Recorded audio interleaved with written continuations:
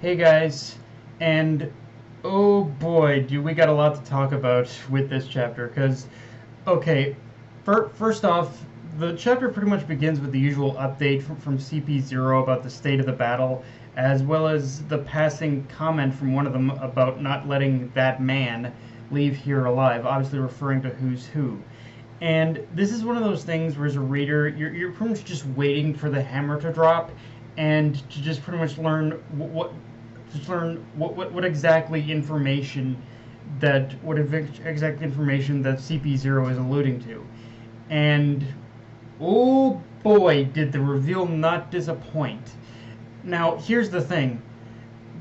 With the information we learn in this chapter, there's pretty much two perspectives in order to view this whole story of Nika of the sun god Nika from. There's who's perspective, and then there's the more broad historical account of Nika the sun god itself. Because, for example, now looking at from who's perspective, if the story that Who's Who told can be believed, then to him, from his perspective, the sun god Nika who would save him, or the representation who would save him from his imprisonment, or in his eyes, the person who he thought would rescue him as this was Tiger. Like this, he perceived Tiger as the sun god Nika. And I could be misreading the whole situation, but this essentially means that at the time of imprisonment is when Tiger was basically freeing the slaves. But because he was either being tortured at the time or because he wasn't a slave, Tiger completely passed him over. Personally, I am going with the former over the latter, simply from the way that Who's Who described his experiences in prison, and it does. I don't think Tiger would abandon him if he pretty much knew he was there, and because we also knew what kind of a man Tiger was. He wouldn't just biasly abandon anyone. But at the time, this does kind of show that this also does kind of show that for Bruce, as good a man as he was, and despite living his life by the mantra of freeing the oppressed, it does show that there are many others who he failed to save. And contrary to what Who's Who said, it does indicate he does have a sort of indirect grudge against Jinbei for this. Now, that's the first perspective. Now, moving on to the second perspective and looking at the just historical account of the sun god Nico and the legend of the sun god Nika itself, because as I said, Tiger is who I believe Who's Who had perceived Nikos to be.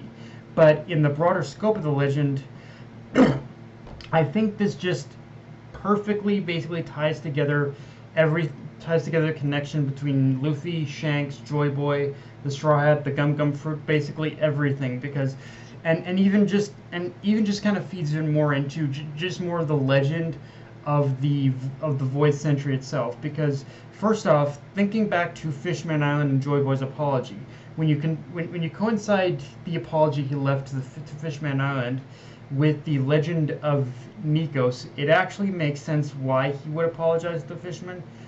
Why he would apologize to the fisherman, because it all stems from his own failure of being unable to, in order to save those from slavery, just as Nika had done, as shown how, and in some ways I think how Nika himself had also failed, as shown how it's a practice that has been continued even today. Like neither Nika nor Joy Boy had really managed to put an end to slavery. Now, how this pertains to Luffy is interesting, because this chapter really hammers home the idea of how much Shanks, I think one thing that's been pretty much confirmed at this point is how much Shanks knew about the legend. He pretty much, the reason why he stole the Gum-Gum Fruit, is because he knew about the legend of Nika, and more than likely how it probably connected back to the idea of the Void Century, Joy Boy, all that. And and Shanks chose to act based upon that knowledge. Like it's kind of actually working into this into what's kind of believed about olden day pirates, about how about how pirates have this belief in old wives' tales and just a lot of crazy stories. This is kind of in a lot of ways feeding into that, but in this case the stories being told are in fact have some basis in fact nowadays. Now, I still maintain that Shanks had not intended for Luffy to become the next Joy, had not intended for Luffy to eat the Gum-Gum Fruit, and which would lead him onto the path to become the next Joy Boy. And that fact still remains clear. However, the moment I think Shanks gave Luffy his straw hat is the moment where he had chosen to put his faith in Luffy as the one to carry the torch. And a lot of Shanks's actions up to this point also very much kind of point in the direction that he has been kind of doing things. He has been doing a lot in order to support Luffy behind the scenes, and basically show and basically make it and basically show that and basically like to basically warn that pretty much the whole everything that the government has feared, everything they tried to, it is going to happen one way or another, and Shanks in some ways I think is pushing that forward, even if he's not directly involving himself with Luffy, and which to that end, if you really look at the silhouetted caricature of Nika, just the hair alone does obviously share similarities to how Luffy looks when assuming his fourth gear form, indicating that Luffy definitely wasn't the first to tap into that power, into that specific power of the Gum-Gum Fruit. But it is another piece of the puzzle that the great sun god Nika was at the time an ordinary human. Like how Nika had gained the power of a sun god is he was just an ordinary human with the power of the Gum-Gum Fruit and Haki as well. And when you look at the path Luffy has traveled to get to this point, it is kind of ironic that despite not ever claiming to be a hero, he still is continuing that path, because both Joy Boy and Nika were in many ways heroes of their time, and now he's essentially carrying on that mantle in his generation. And the best part is Luffy's not even doing anything different from what he hasn't done before. All three of them have just acted upon what they see as the more right thing to do. But with that said, through the fight between Jinbei and Who's Who, we also once again just how close we are to really having all these pieces fit collectively together to form the complete history of the Void. Because just the fact that the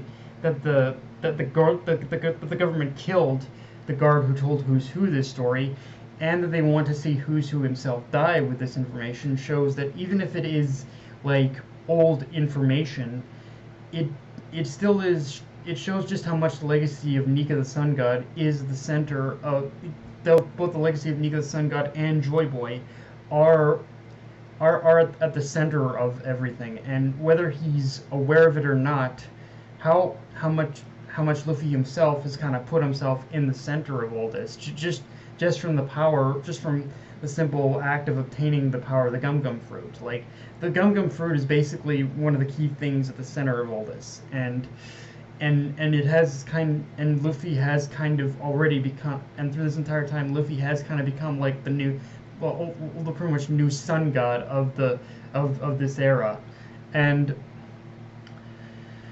yet at the same time, Luffy isn't really.